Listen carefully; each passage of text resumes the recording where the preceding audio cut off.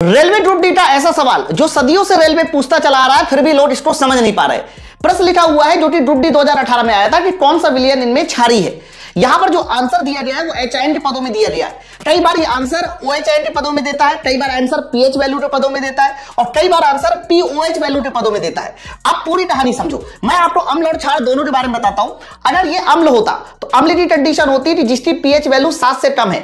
अगर pH value 7 से कम है तो आप सबको पता है कि pH वैल्यू और POH वैल्यू दोनों का योगफल 14 होता है। अगर अम्ल के लिए pH वैल्यू 7 से कम है तो POH वैल्यू के बारे में पूछा जाएगा तो आप कहोगे 7 से ज्यादा है।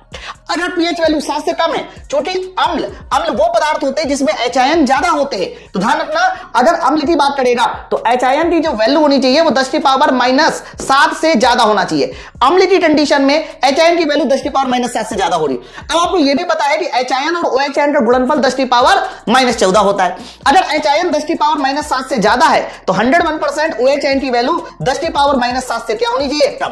मतलब pH और POH, HIN और OHN हमेशा एक दूसरे को अपोजिट करेंगे। अगर यही कंडीशन हम क्षार की निकालते तो आप सबको पता है कि क्षार वो होते हैं जिनकी pH वैल्यू 7 से ज्यादा है। अगर pH वैल्यू 7 से ज्यादा है तो POH वैल्यू 7 से कम होगी।